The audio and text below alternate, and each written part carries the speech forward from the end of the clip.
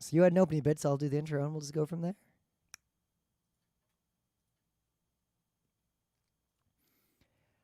All right.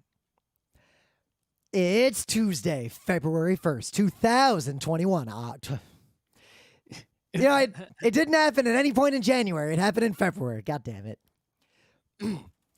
It's Tuesday, February 1st, 2022. I'm Rim. I'm Scott. And this is Geek Nights. Tonight we're talking about lifestyle games. All right, whenever you're ready. Rim needs a new throat over there. That's my opening bit. All right. Good? Oh, yeah, I'm good. You can go anytime. Okay. So we did a show on food boxes because we get food boxes. Oh, here. yeah. We just got a couple of food boxes yesterday. Yeah, for the first time ever, I think my food box is just not going to show up. Whoa. There was supposed to be a Blue Apron here yesterday. And when I checked the tracking, it's in that state where it says the label was printed and they're waiting the package to arrive to start shipping it. That's happened to us once or twice. One time they were like, look, it's not going to come. Sorry. Free. They emailed me automatically. I guess their system automatically detects when the shipping isn't going to come on the appointed day. So it automatically sent me an email that was like, look, if it doesn't come tomorrow, if it comes tomorrow, it's still fine because it's full of ice and it's cold as hell outside. But if it doesn't come tomorrow, we'll give you a full refund. And sure enough, today, it's still not here yet. And the tracking still just says label printed, nothing. So I don't know what the hell I'm going to eat this week. I'm going to have to even though we ordered a pizza for lunch, I guess, what am I going to eat for dinner? More pizza? Or we have a plethora. We have a cornucopia of food boxes and food if you needed some food. I mean, it's more like, Amanda, what's she going to eat? She usually, I usually cook the box, right? And then she'll take the other half of it to work because it's 2 servings. But it's if I don't cook it, what's she going to, she's got to eat something at night, Yep. I don't know. So meanwhile, going to 2 hockey games a couple days in a row, I did something that I haven't done in a while. Yelled a lot. Also, wearing a mask the whole time, you kind of yell louder because you can't hear your own voice as much. And I'm not talking in my real life as much as I do. And I kind of hurt my throat a little bit from all that yelling. I hear that. I didn't hear it until you went before. Yep. You sounded it's the exact same thing that I used to feel after every single goddamn convention until I learned to do radio voice all the time at conventions. And you know what? I just I didn't think to talk that way because for the last few years, other than talking to you on this and doing work meetings and talking to Emily, I don't really talk to people much. I pretty much only talk at work meetings and. Yeah, not a lot of talking. And work meetings are, well, it's funny because half my work meetings are about this, I'm this on, and the other half of my work meetings are very yes, I have submitted the report, very subdued Rim. Yeah. So my work meetings are if I'm in a meeting, it's generally I'm just listening, and then when there's something I got to say, then obviously I come out and I'm like, hey, this thing, this thing, right? My meetings are very different. People are talking. I'm just sitting there. Most of my meetings are me talking most of the time. Yeah, poking at some web browser, reading an article, listening carefully, also carefully. Very rarely, if there's if there's a meeting that I have to attend, for political reasons, the product manager has to be there, but it's a meeting that doesn't matter at all.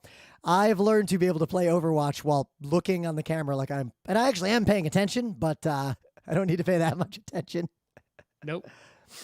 So, so the other thing, I was thinking about this because I beat Zelda 2 recently just for shits and giggles. And that's what you have time for? Did you finish the Tale of Genji? You have 2 days. I got 2 chapters to go. You were right. The college years, the post big moment. It reads easier. It reads easier. It reads different. And it also is structured a lot differently. It's more like a modern novel. Less happens. Well, I would argue that in some ways more happens compared to very early chapters, but also less happens. Yeah, but it's more the drama intersects really quickly, but then also diffuses really quickly. Anyway. It also is gonna just warning. It just sort of ends suddenly with no also resolution. So I've been reading chapter summaries after I finish chapters, and one of the chapters I just read, after I read it, I went and read a chapter summary like yesterday, and the chapter summary was like, there is a lot of evidence that this chapter is a forgery. It was written later. It was probably not part of the rest of Genji. Like, there was a whole thing about it. Yep. All kinds of stuff like that. Yep. And there's a lot of that with everything after the shortest chapter in the book. Yep. So, but anyway, so in Metroid, what would you say is like the most high concept thing that Metroid 1, the game, did in terms of game design? Most high concept? Like thing? something that hadn't really been done before or that was like really notable. In Metroid 1? In Metroid 1. In Metroid 1, I guess, there's the, I guess the thing that Metroid did differently was that you had smooth scrolling and, not the like pitfall one screen at a time. Yep, you can go in multiple directions. Right, yeah, it went up and down and left and right. And it also had, a lot of that secret finding going on that other games didn't have. What about the title? When's the first time you see a Metroid? Oh, it's like close to the end of the game. Yep, you basically get to this area at the end of the game, and these Metroids you've been hearing about the whole time, they don't exist, you've never encountered one, and then suddenly you're on a weird part of the map, and there's fucking Metroids in your business every single screen. Yeah, it's Torian. So I remembered that Zelda 2 had like enemies that were only in the last castle, and that's just something I remembered. There's those like way more dangerous sword guys, like 10. Zelda 1 has that too. You got the eyeball. What's the eyeball guy's name? I used to know that guy's name. Yeah. Zelda 1 eyeball guy. But Zelda 2, not Igor. Is it Igor? No, that's from Link to the Past. Goma the spider. I'm talking about.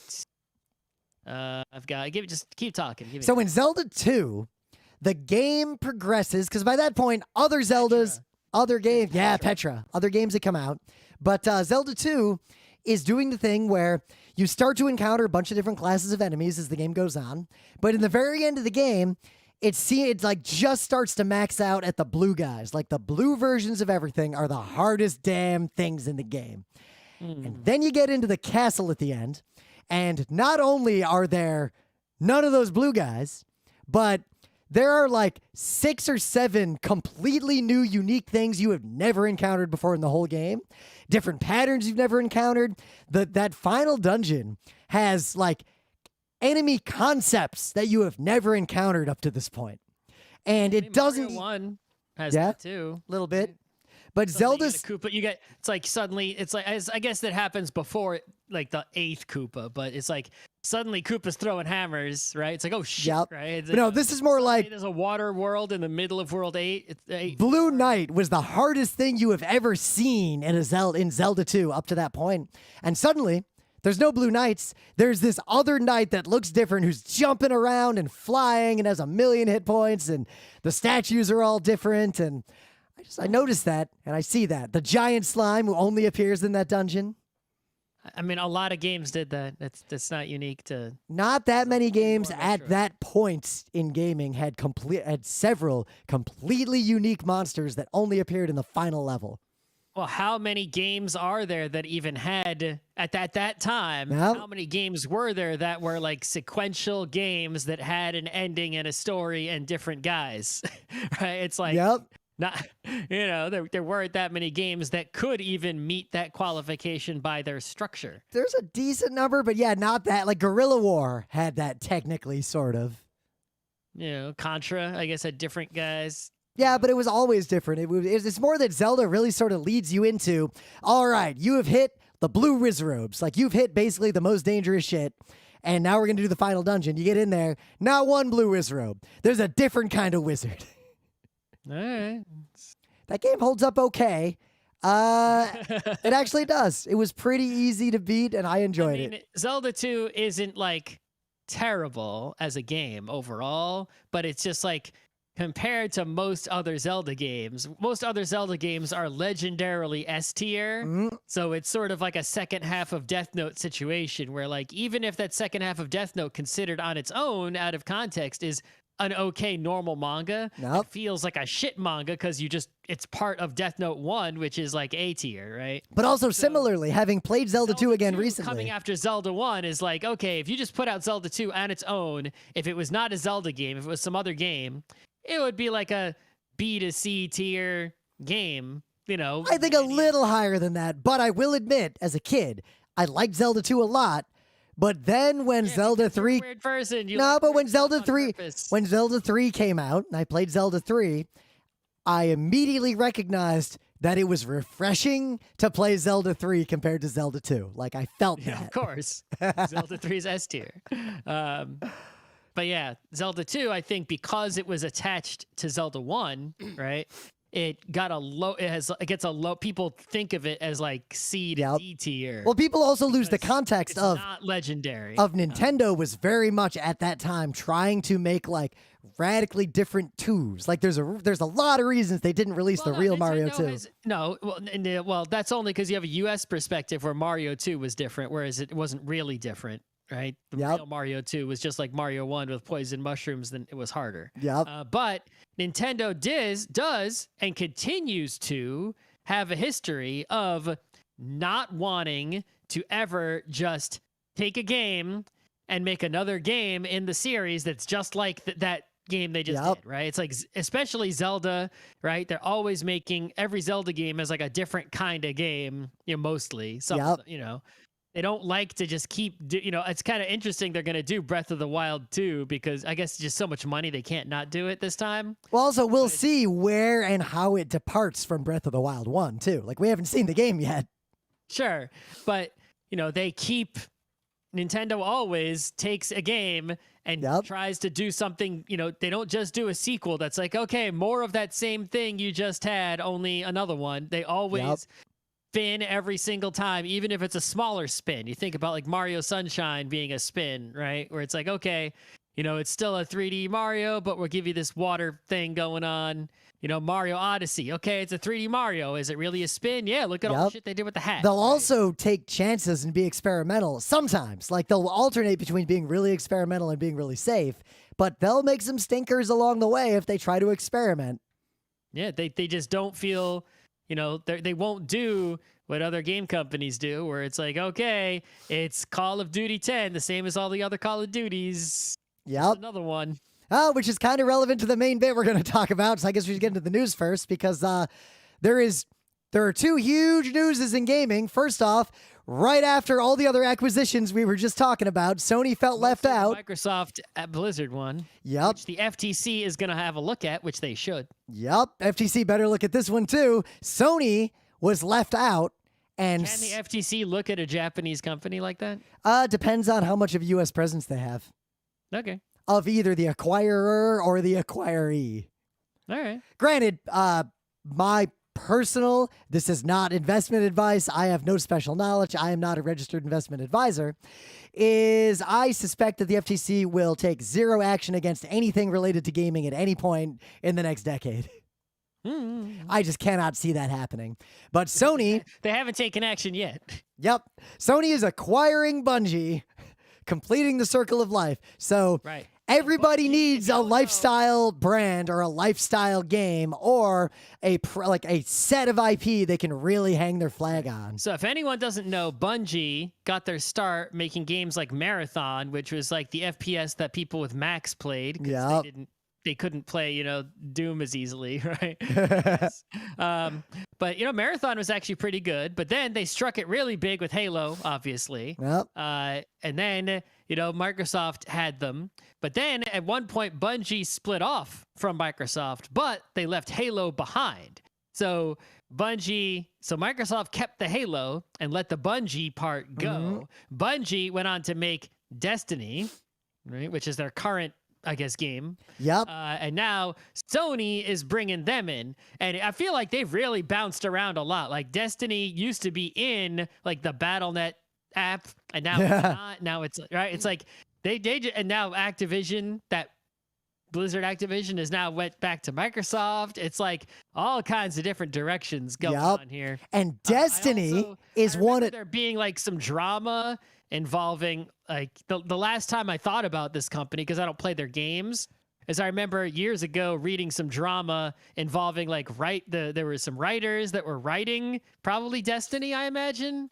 And then like they had to switch to some other writers and the guy was mad or something. Yeah, well, Destiny's a weird hybrid in that every one of these big companies needs a lifestyle or lifestyle adjacent game to keep like a player base in their orbit and monetize them forever. And Destiny might be the perfect storm of that kind of game for this kind of successful ecosystem. And big, but not mega big. Yep. Right? It's and it's kind of like big. and it's kind of like take a loot shooter like Borderlands, but also make it kind of an MMO. Like that's sort of what Destiny is if I tried to describe it to someone.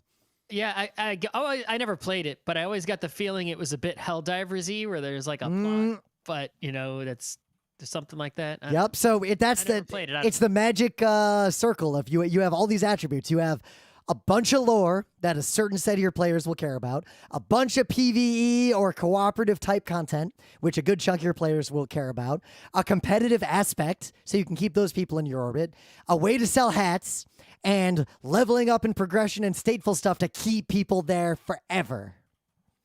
The people I know who play Destiny play primarily Destiny to the exclusion of everything else. Yeah, I mean, that's the kind of game that is. It is exactly that kind of game. This doesn't super boat. The worst thing is the games industry just in the last like couple months has consolidated to a degree above and beyond the trends that were happening up to that point. Yeah. But we've hit a sort of balance of power, I think, with this acquisition in that the balance of power among the major players has remained relatively constant by these acquisitions.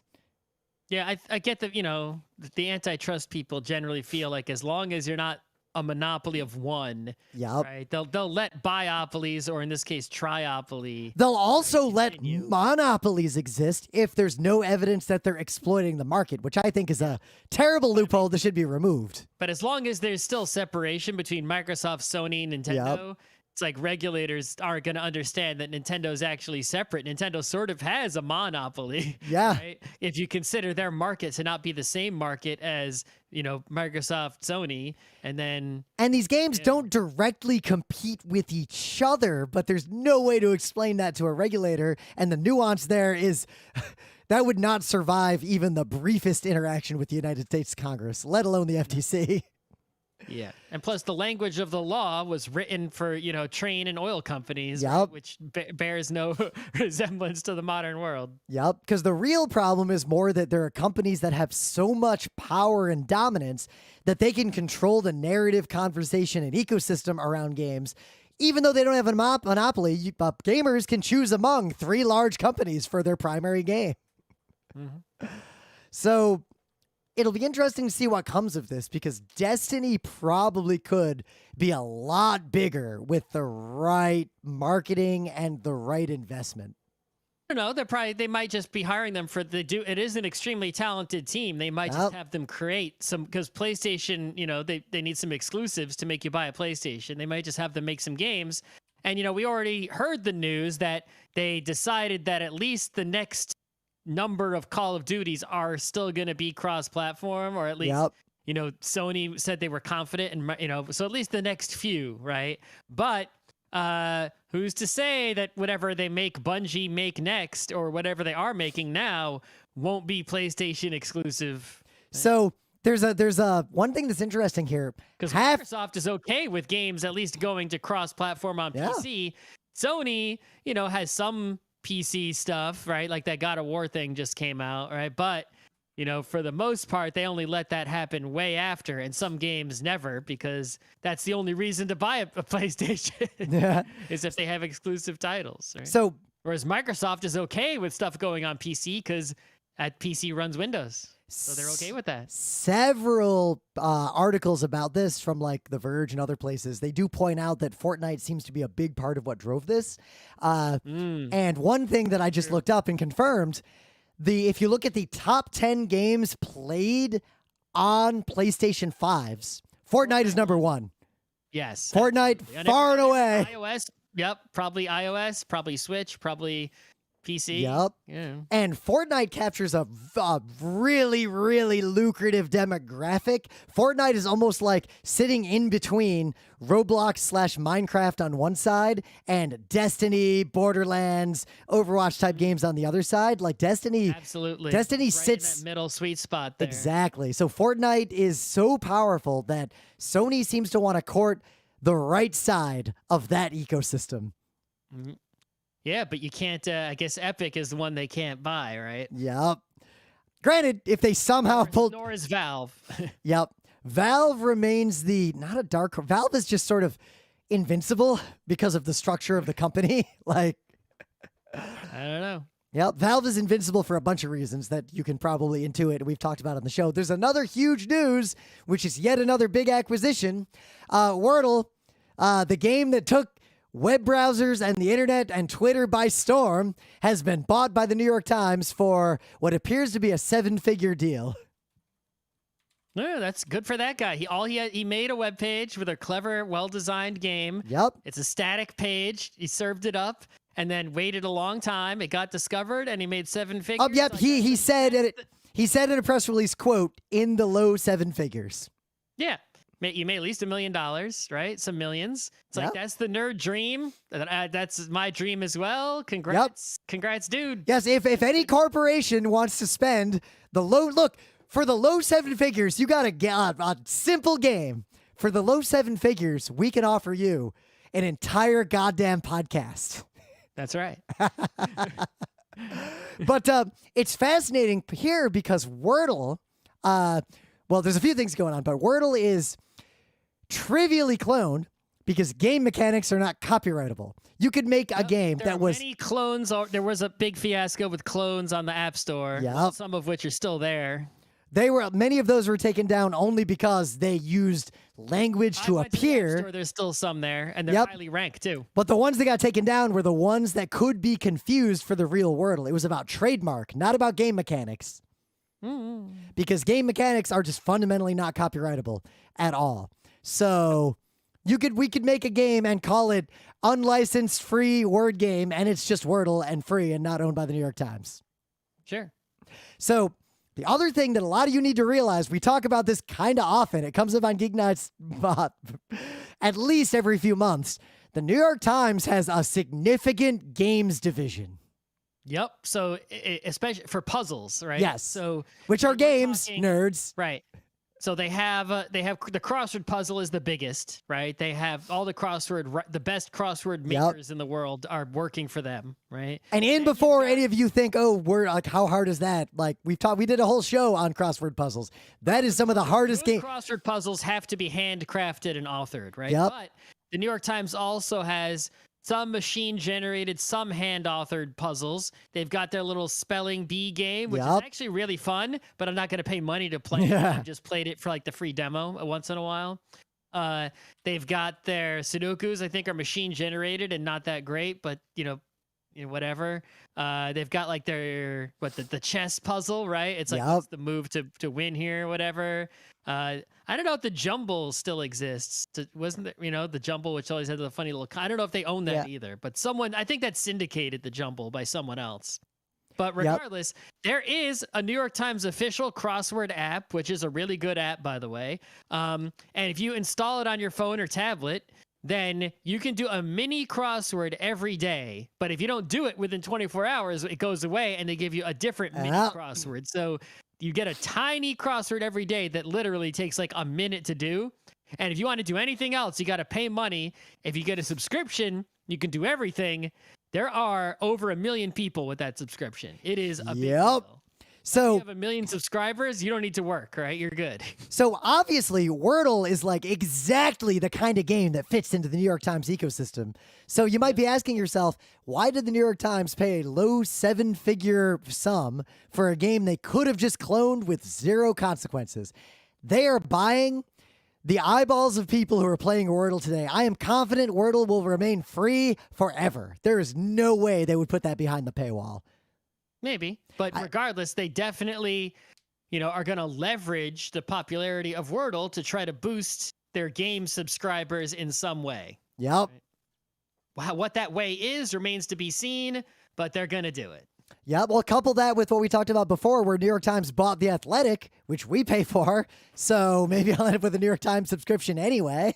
If there's a subscription that gets me the games, and I think I said this when we did that news, if there's one subscription that gets me The Athletic and the puzzles, I would probably pay for it. Yep, the New York Times itself just comes along for the ride. Like, oh, I don't have to. The price they're charging for the puzzles alone, the last time I looked, was not worth it to me, especially since my recent-ish thing of the day, Cracking the Cryptic YouTube channel, plus their Discord server, with their high-level Sudokus, their pencil puzzles, right? And the whole puzzle internet community with the puzzles that they are handcrafting that are mostly free are like unbelievable. There's no reason for you to go. If you're looking to do that kind of puzzle, you don't need the New York Times. And then you could even get into the Cracking the Cryptic Patreon, right? They didn't pay me to tell you this. You just Patreon them. And I think that's a better deal than New York Times puzzles, I guess, unless you want to do crosswords. But I think, I would say crosswords are better than regular Sudoku, but they're not better than the handcrafted, next level Sudokus. So I learned something just now about the Bungie acquisition that I think we want to step back to briefly. There's a bunch of talk about how the deal is actually kind of unusual. Bungie, formally, will maintain complete creative independence and operate independently. Okay. Even self-publishing its own Bungie games. Was probably like, we know how you, Sony, companies like to work, right? And it's honestly, that's smart because much like Wordle, if something's doing a really good job, the worst thing you can do is buy it and then fuck with it. That is how so many cool things get destroyed when big companies buy them. And it seems, I suspect that both Microsoft and Sony, with their relative acquisitions recently, are going to be very careful to not ruin what was good about the companies and the IP they bought. Yeah. I mean, sometimes you do acquire something to shut it down because it's a competitor, but that's not this case. No, definitely not. I mean, Wordle was not competing with the New York Times puzzle section. Bungie was not competing with Sony. No. Well, Bungie was competing with Sony. Yeah, but not in a way that was going to impact them materially. Like a specific game that Sony had that Destiny was rubbing up against. Yeah, who's competing with Sony? Fortnite, which runs on Sony platforms. Yeah. All right. Put a little marker there. Get the main bit. Boop, boop. But anyway, things of the day. So on my birthday this year, a video got uploaded, and I noticed it, and I watched it, and it's 34 minutes long. I encourage you to watch the whole thing, even if you feel like this might be a boring topic, because I already know this information, though. Yep, you may know this information, but it makes an interesting argument. Not an argument, but sorry, it frames it a different way. It's titled The Unreasonable Effectiveness of Jpeg.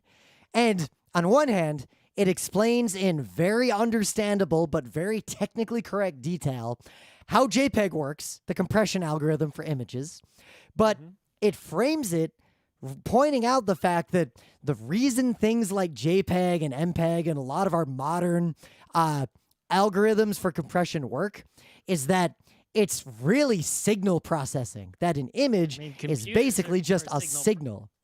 Signal processing is just a different way of mathematically modeling, right? The same, it's like you hook up to your, even though if your USB, right, is a digital signal, right? You hook up your oscilloscope, right? Yeah. It's like you could, instead of using binary logic to examine, whatever data is coming down your USB cable, you could treat it as signal processing. Yep. Process it in a different, that's how computers are. Everything is signals processing. Yep. In the real world, things boil model.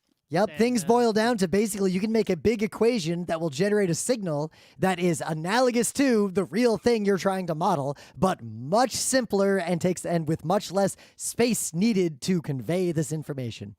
And mostly the reason I'm linking to think about it, it's like look at back in the day, a VHS tape, right? If you put, VHS tape quality, even if you turn as super VHS and turn it all the way up, right? It's just recording an analog signal from the radio waves in the sky to a VHS tape, right? To pretty much directly. And then it's going to play them back off of that magnetic tape to your TV as go in the antenna hole. So the TV thinks like basically that's what was being broadcast, right? So the quality you get on a VHS tape with that analog recording, it's not great. But if you were to make a digital compression of even the best H.265 whatever FFmpeg you've got, and try to save that to a VHS tape as a magnetic digital storage device, that's going to be so much worse. So think about that. Recording. The video on a VHS tape could not be stored on that medium in a digital form. Really think about what Scott just said. Right, because if you have the signal, right? An analog signal has lots of values, right? So if you have just a sine wave, right? It's bendy, right? And if it's in between 0 and 1, that still has some meaning, right? When you have a digital signal, only the 5 volt and the 0 volt have any meaning, right? Everything else is just timings, right? You're ignoring everything in between your clock cycles, basically. Right, all that information is wasted. Whereas analog signal, right, the whole signal is used. Every, whatever. I guess it's in infinite. I don't know how far you can zoom in. With 1 unit of time. There's no such thing, right? Yes, there is actually with the Planck's constant. There is a minimum unit of time and a minimum unit of interaction in the universe. All right, so 1 Planck's constant of time is the resolution, right? Of it's like you chop up the analog signal into that small of a segments, right? You're using the whole magnetic tape, right? Every single piece of it. Well, this is also why, one thing you could say is that the fast Fourier transformation, the ability to do quick math and Fourier transformations is probably more important than most other digital technologies we've come up with. Yeah, that's pretty much the most important, one of the most important maths that's been, invented. Yeah. Say, I put this on a Tuesday because in terms of practical usage, right? And every actually gets used to do things in your everyday life, but you don't know it's there, as opposed to fancier maths that are just case in point, a lot of what I'm doing right now to record and then later upload Geek Nights involves that technology, or it would not happen the way it happens today. Yep, the Audition that's recording my voice and the software that's sending our voices over the internet to each other is all doing plenty of fast Fourier transforms. So are probably the hardware devices and the mixers and all that kind of stuff. They're all doing that same math in various ways. I also learned something as a result of this video, that there's 2 different entropy encodings that could be used for JPEG. And one of them, the arithmetic one, is far superior. It's better in every way. But IBM had a patent on it, and as a result, nobody ever used it. Mm. So what do you got? I assume a cool gaming thing.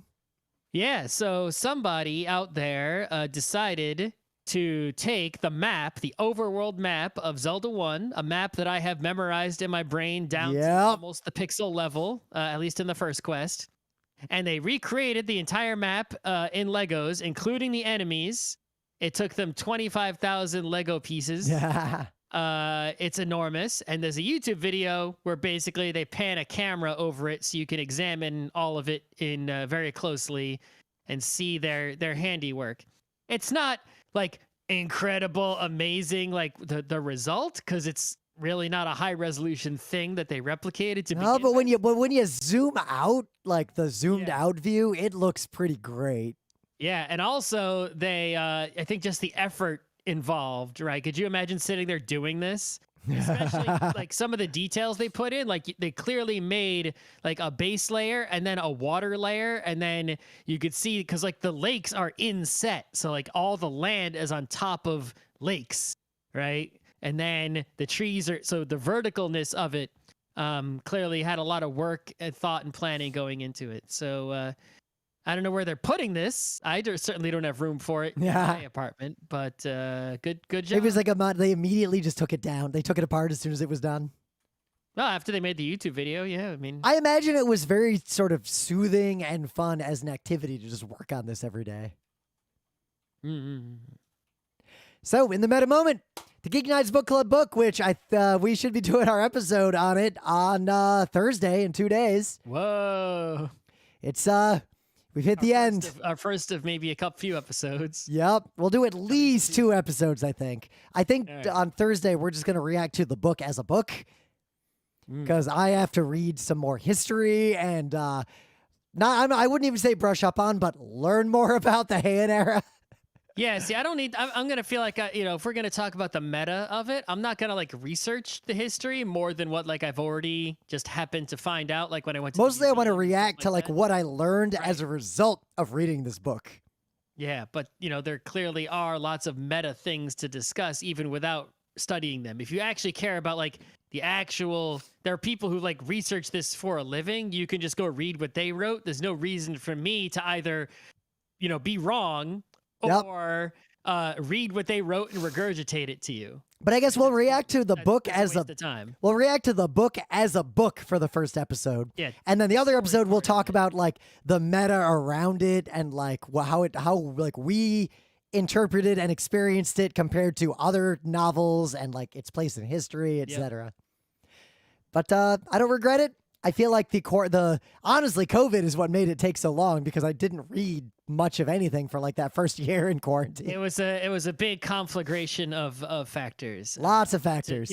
But now, like I said, much like baseball players who swing the heavy bat and then to make the other bat feel lighter, even though that doesn't actually work.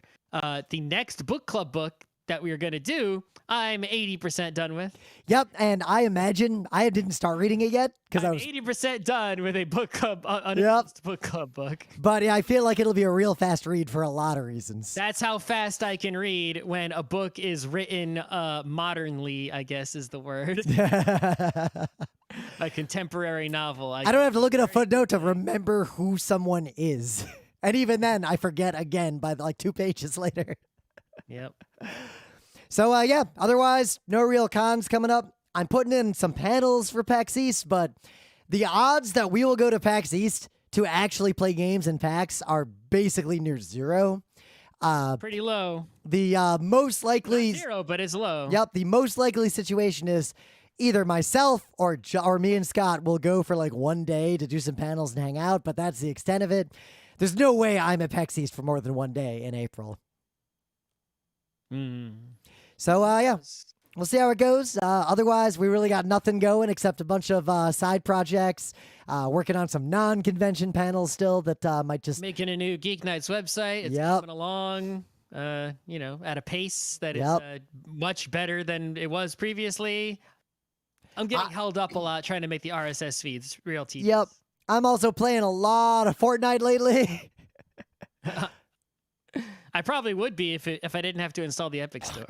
I mean, I had that same reservation. I only have one game in the Epic Store, and that is Fortnite. But I gotta say, just before we get into the main bit, I liked PUBG when we were playing it, but it was okay when we played it. I enjoyed it for the but now I've played Fortnite a bunch, and the other day, we a bunch of us went to just play PUBG, and trying to play PUBG after having played a significant amount of Fortnite is like trying to read an even more stilted translation of the Tale of Genji, having just read a real book. I haven't even played Fortnite even once in my life, and I played PUBG years ago. At least it had to be pre-pandemic, so 2 or 3+ years ago.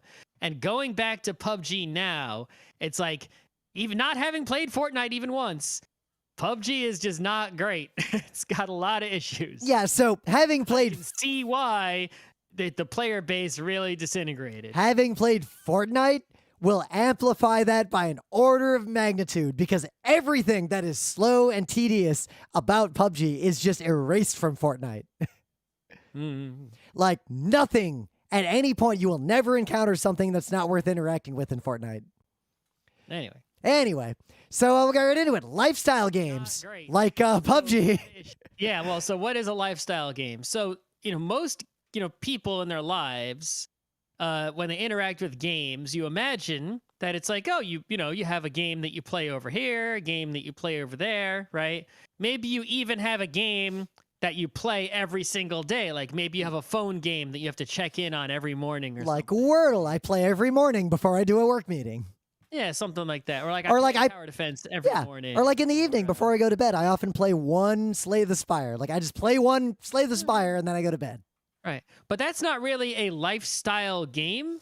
A lifestyle game is a game in which you don't necessarily have to play it every day, but you're probably are or playing it most days. But it's a game which not only you're playing it a lot, but it suddenly occupies a place in your life. Like it becomes a part of your daily existence, right? Like you are now in communities for that game. You're thinking about the game when you're not, and the game is constantly, refreshing and adding things and bringing you back and giving you a reason, right? So examples of lifestyle games, something like Magic the Gathering. Yep. Right?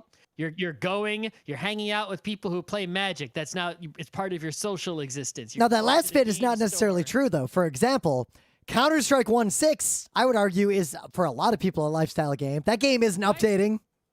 Right. Well, Magic could be a lifestyle game for one person and not for another person. Yep. Right? You could play Magic in a way such that it is not your lifestyle, but it is definitely marketed and sold and pushed in a way to where they're trying to get that lifestyle customer, right? Who a part of their recreational life is like centered around Magic. You're paying attention to the competitive scene. You're perhaps even trying to compete. You're spending a lot of money on it frequently. You're following it in the news. You've got like Magic news sites. You're listening to Magic podcasts or, watching Magic YouTube channels, right? Like I'd say the archetypical example of a lifestyle game is chess. Warcraft.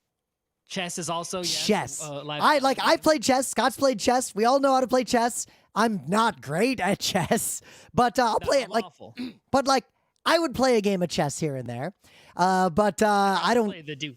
I don't know, nor am I interested in my ELO rating in chess. Like I know what mine is, near the bottom.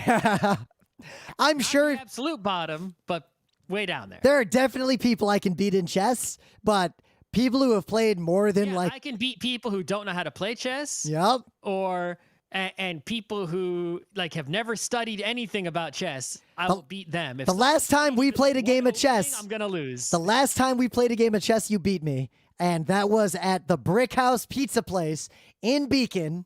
In the waiting room. Let's play a game of online chess. I would play a game of online chess with you. Since then, I'd actually looking up openings or getting computer. No from this point because I memorized a couple openings a few years ago.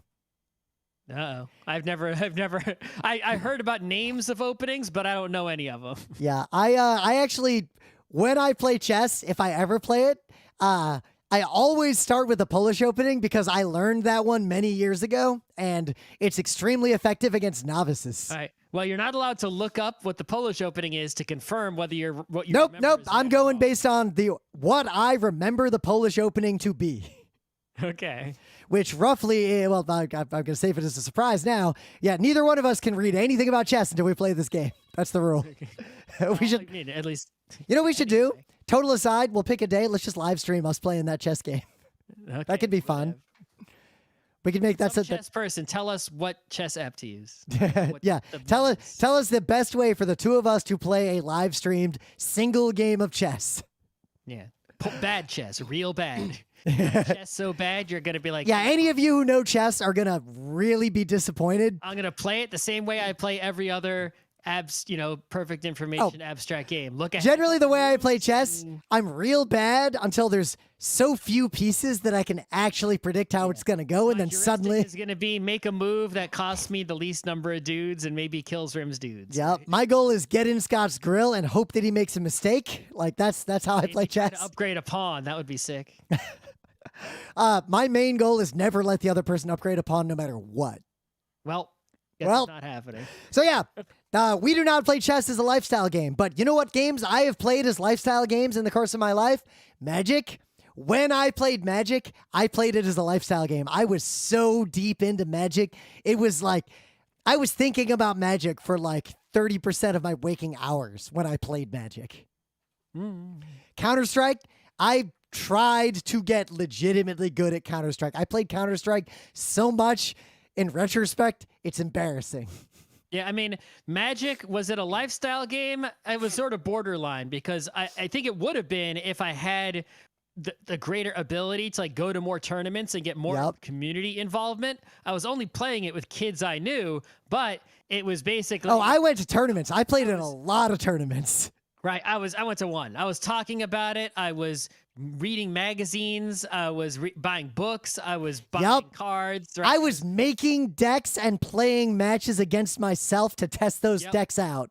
It was like one of my primary activities for the 1 to 3 years that I was involved, right? Now, what's interesting is that I think I've noticed most of the discourse about lifestyle games, everybody talks about ortho games almost exclusively. Well, because a game that has a competitive scene has a much greater ability to become a lifestyle game because it gives people a reason to, to like go. So you think about like, most professional sports, they're all lifestyle games, right? So someone who's playing, tennis, right? It's like, and is, got a ranking and everything, right? It's there, if there wasn't a competitive scene around tennis, it would be much harder for it to be a lifestyle game. I would argue that like Civilization could not have been a lifestyle game until the era of streaming, because now there's this weird adjacent place where there are people who play a game exclusively and deeply, but they're live streaming and trying to break like there's this whole universe of people who have basically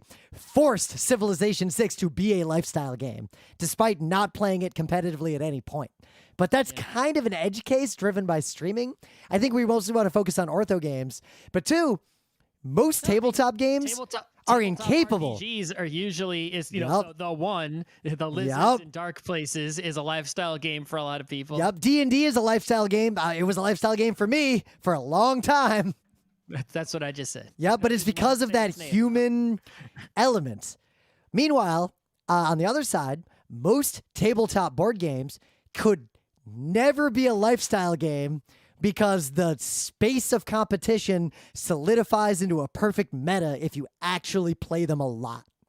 Yeah, the game space is too small. There's not enough replay value. No one will ever have a better scene, and not only that, the game needs to have some sort of life to it, right? Some sort of evolution, right? So it has to have so much depth that it doesn't. Like CounterStrike 1.6, the cap on skill is infinite in a game like that, effectively.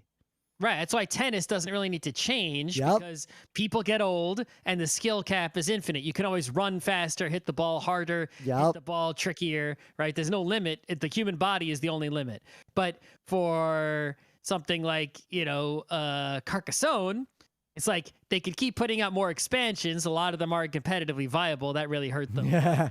It's like, it's like there's only so much Carcassonne can give before you've exhausted all of it. There's nothing more to see there, and there's not enough social. It's like even if you have a community built up around it, if it doesn't evolve, it's not a deep enough game like chess or tennis. There's nothing else to be said or discussed. You've arrived at the answer to Carcassonne. It's just going to be random tile draws and seat position that determines who wins any game.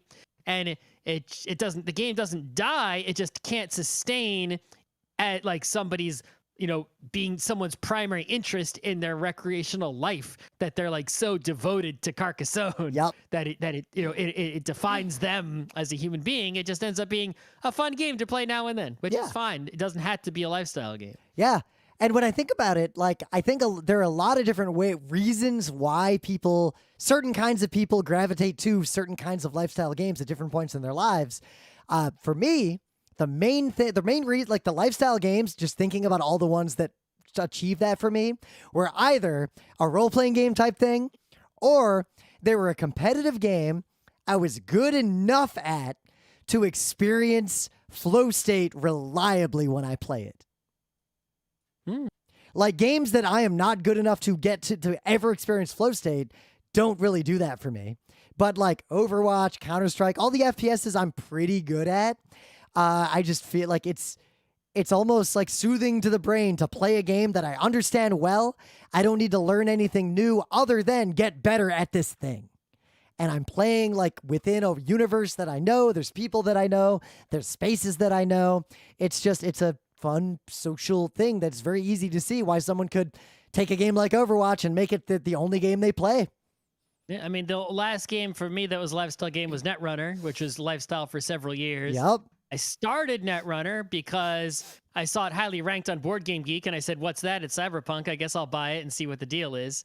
And then I found out, oh, it's one of those, it's just what I always wanted. It's a collectible card game, but you don't have to collect, you just buy all the cards.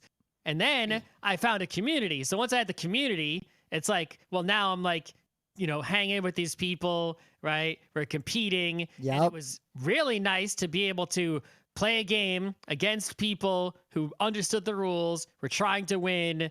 You could play fast, you could play repeatedly. Yeah. And the game kept changing. So, and it's like, so there's an online community. So it's like there was enough stuff involved in that game in terms of, social activity, the game itself, that it could, I could spend like a significant portion of my recreational time, invested into it, and money also, and not have it get spent, right? It wouldn't run out. It kept giving. What I gave it, it gave back for until it died. It's not technically dead now, but But it's dead. Yeah, well, they got the fan run Project Nisei thing, which is really high quality, but it's not what it was before, No. right? Well, like PUBG. PUBG distilled down to the people who have decided they will be there till the end. Yeah. So, but that social, the community part. Lifestyle game is. But I guess that community right? part actually is so important because it also gives you an automatic social context in that everyone you're playing this game with can talk to you about the meta of the game. So we're talking about what a lifestyle game is, right? So why would you make a lifestyle game versus, right? If you're a game company, video game or tabletop, right? Versus making a one-off game. And well, it's way cheaper to take a game that already exists and add stuff to it than it is to make a new game from nothing. Well, I don't know about that necessarily. I guess a video game, yes. But, tabletop game, not necessarily. Developing expansion, printing, materials is necessarily. I think that's a reason why there are fewer lifestyle tabletop games that have succeeded long term. Well, I think it's because the tabletop ones, I think, is just the only restriction that, hurts them is that you need to have the people to play with in person, right? Because without the social aspect, it's done. Yep. Like imagine if Netrunner existed in a state where you could click a button and you were immediately matched with someone who's about your skill level. They did, instantly. but there was the user interface was shitty and unofficial. Yep. And it still exists anyway. But it's like you're a game company, you make a lifestyle game. What you get is, you think about it, if you're a single person who makes a game and puts it out there and it sells a pile of copies, and it's like, okay, you got a pile of money, but it's not enough money to live the rest of your life, right? You make another game. Well, that game might not be a hit. You're gambling each time you make a game. If you can make a lifestyle game and make it stick, and you can build, right? That game will build over time. Any other game is just going to go down. Most sales will probably go down over time unless suddenly there's some new renewed interest from somewhere, right? Like Settlers gets a renewed interest in it, once in a while. But people who play lifestyle games tend to evangelize the lifestyle games they play because they want more people to play it with them, and they're desperately afraid it will die. Right. If you can create a game that is a lifestyle game, then as the person who makes and sells it, you can now live off of it more securely as it's a constant revenue stream and not just this one big blob of risk that you're going to repeat rolling the dice over and over again, hoping that you hit enough times to be able to pay your bills. If you can hit on a lifestyle game, then you're all set. And if you fail on the lifestyle game, well, that initial first set you produced wasn't any bigger a risk than any other tabletop game that you would have failed on, right? So you're better off rolling the dice with lifestyle games over and over until one hits, and then you can make that your life, right, running that game. So thinking more about when I played lifestyle games, there's also this aspect, at least for me, of if I'm playing it, I feel like there's more I could get out of it. Anytime I hit a point in a game where I feel like there's nothing novel or different I could get out of it, or I feel like I could not get better reasonably, like there's nothing I would do differently, I lose interest. But like most of the lifestyle games I've played in my life were FPSs, where the skill cap is literally infinite, and no matter how good I am and how good I feel like I'm playing, if I'm playing, I could win a game or lose a game and think, I could have done that better. I could have learned something and done something differently. Right. Well, that's going to be just automatically true for any sport, period. Yep. Right. That's why a lot of sports are lifestyle games. Right. The human body has no limit, right? But if it's not a sport like chess, it needs to be so incredibly deep, right? I think there's also an aspect of if a game is sufficiently complex or difficult and you as a person have invested enough in it to reach basic proficiency, it feels like a waste if you don't use that proficiency. Like, I spent all this time to get decent at this game and then I just stop. Totally. There's definitely a sunk cost for some people in like, I got good at this game, I'm gonna fucking play it now. Sometimes. Depends. Yeah. I think the bigger thing to keep a lifestyle game going, it's like that's true that if a game does run out of depth, that it will end. And that's why the games have to keep changing and adding to themselves to keep it going. But I think more what keeps the lifestyle game going is just the social aspect, right? It's like you could have a game that's deep as hell. And if the social structure surrounding the game collapses, then that's going to be the end of it, right? Yep. If someone plays Magic, but their friends suddenly have a different interest and aren't talking about Magic anymore, that's it, right? Unless that person finds new friends or goes to the game store or something. If the game store is running some tabletop RPG and then they stop running it frequently or whatever, it's like that's it. That game is going to die, even if the publisher keeps publishing more stuff that's really high quality. Yep. It's like Netrunner, even before the publisher, they messed it up quite a few times in various ways, but what really killed it the most was simply less people showing up to play it at the at the meetings. It's like we were having tournaments like twice a month with crowds showing up.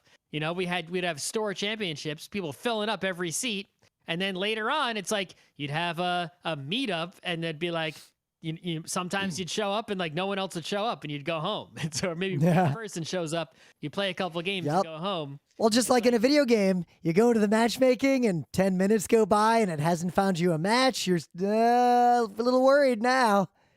Yeah, it's not just about the game. It's all the social part of it is, combined with the game. The game becomes, even if you suck at the game, right? You're still like involved in the community around it. You're following the game. You're into the game. It's your primary interest and it's your connection to this community. That can keep you going in it. Well, look at us. Neither one of us ever got good at CounterStrike. We were not great, but we played it a lot in college. But I feel like we wouldn't have played it if it weren't for the fact that so many people we knew were also playing it. If I joined a server half the time, you and half our friends were there in the server playing with us. But we weren't hanging out in like CounterStrike, forums or, Nah. Like, it wasn't that it didn't have that next level where CounterStrike was the focus of your life. Like, but we would play it every day. And we play it a lot. And when we were playing it a lot isn't enough to make it a lifestyle game. Yep. Right? Well, we were close to it. We were close to that in that it was part of our lifestyle. We were playing it regularly. And also, we would talk about it when we weren't playing it. And I noticed as we talked about it less, that coincided with us playing it less. And that coincided with a few of us stopped playing Counter-Strike to play other games. And that sort of destroyed the broad interest among a lot of our friends in playing Counter-Strike. Like we lost that critical mass. The past randomizer being a lifestyle game for a lot of people. Oh, yeah. Oh, yeah. It's like they've got, they have a competitive community, but yeah, a lot of people play it who are really, maybe not even as good as I am, but I see them and it's like they're up and they got a Discord, right? The Discord is huge. How many people are in that Discord? Let me see. Hold on. There are, get out of the way. 11. Oh my God, they have so many roles. Over 8,000 people in Discord for Link to the Past randomizer, right? And like that community, they keep it going. They have daily races, weekly races, right? There's streaming, there's spectating, there's new modes, there's new people working on tools. There's so many different ways to come at the game. And it's self-fulfilling. I think a lot of people would not play randomizers as much if there wasn't the culture of you can share it, you can play it with other people, you can talk about it. Yeah. They got races. They got, it's like there's different ways to play it, and you can also, you can come into that community and be like, you could be like a sportscaster for it, right? Where you just, that's your involvement in the community, but now you're still in that sort of lifestyle game space, even if you're not, the champ or trying to be the champ. Some people aren't any good at it, or some people are good at it. They stream, non-competitively, but people like their stream because they're a streamer, right? They want to watch them, whatever. Yep. I do think too, a lot of people run it. Some people don't. A lot of people get into lifestyle games partly because like it's a game that they play every day. And for most people, they don't play a lot of different kinds of games. Like we're like the people who play a lot of different games from a lot of different genres across a lot of different platforms and media are relatively rare in the gaming world. We did a big panel about this at PAX many years ago, like why it's so hard to find anyone to play the game you want to play with. But if you play the same game long enough, most people will have a few hobbies, and that game becomes a hobby just like any other hobby, just like woodworking or something else. Like it becomes the thing they do when they get home from work. Even if they don't engage that much with the community, it's still sort of a lifestyle game in that they come home, they play 2 hours of CounterStrike, then they go about their life. Mm-hmm. Yeah, you know, if you're a person who plays a lot of different games, right? I mean, you look at us, we come after work, we're like, what game should we play tonight? Yep. You can't even pick one. Like one night I play Fortnite. The next night I'm reading Tale of Genji. The night after that I'm playing Overwatch by myself. The night after that we're playing Civilization 6 competitively in a group. Like, right. It's like if we had a lifestyle game that we were all in the community of, right? And like focusing on it. You know, if I had gotten any of you people to play Netrunner instead of the other people I met, but I guess it was good. I met a lot of good people playing it, you know, then it's like we could have just gone, you know, we would just be playing. It wouldn't be any question like, what game do we play? It's like there's one game and we're playing it, right? That's our game. It would be the situation where I'm cutting class. And I'm like, hey, Scott, when are you coming back, bro? I'm playing Counter-Strike. Anyway, but yeah, it's, you know, I think the main question, I think, is like, if you have a lifestyle game, it's like, what percentage of your life do you end up dedicating to it? And then when you look back on your life as a whole, do you regret? It's like, I played Netrunner for a handful of years, right? If it had gone on several years longer, like if I was still playing it, I think it was mostly, you know, last decade, right? You know, earlier to mid. Well, like if I was still playing Counter-Strike 1.6 literally every day, either I'm a pro or that is my only hobby. Right, but like if I was still playing Netrunner as much as I did back then, all the way up until this point, it's like, when I look back as an old man, it's like, what's my obituary going to be? Played Netrunner? It's like, you know, it's like, even if you don't think that's not an unhealthy activity, it's not a wrong way to spend your time. You know, there's nothing wrong playing, you know, if some MMO, you just play it a whole bunch. But right? You might have missed out on something. Like, think about as long as it doesn't, you know, if it's not hurting other parts of your life, you know, you're eating, your hygiene's okay, you're not neglecting your responsibilities, right? You know, whatever. You know, there's nothing wrong with playing a game a lot, but will you have a regret when you only are going to be alive for so long? Will you have a regret looking back on your life as a whole and being like, wow, I spent like 10% of my life only playing game X. Was that the life, you know, that was my life. I can't live it again. Or you can get a very myopic view where, say you don't regret it. Like, you love Magic, you played Magic, like that was the only game you played your whole life. Like, great. Like you look back on your deathbed and you think, fuck yeah, no regrets. Maybe you missed out on a slightly different game that would have given you a much broader perspective on games or things as a result. Even if you have zero regrets about it. Like, when I talk to people, like I know some people who pretty much just like Magic is the only game they play, and that's fine. Like, they have other hobbies outside of gaming, but the only game they play is Magic. But it's interesting that they tend to have extremely limited opinions on games generally, and any game conversation they really can only express or talk about it through the lens of Magic, the only game they play. That is definitely a danger with a lifestyle game, is that if you are a lot of people, like you said, who play a lifestyle game probably have not played a lot of games in total. And yeah, their perspective gets very warped and limited to where that one game that is their lifestyle game becomes the lens through which they view all other games. Yep. Right. And that can be dangerous. Yep. That is how you get things like last hitting in MOBAs. Yep. Exactly. All right. We went plenty long. I think that was a solid show. Just going to stop this, stop that. And we're Gotta golden. figure out what I'm gonna eat though. Yeah.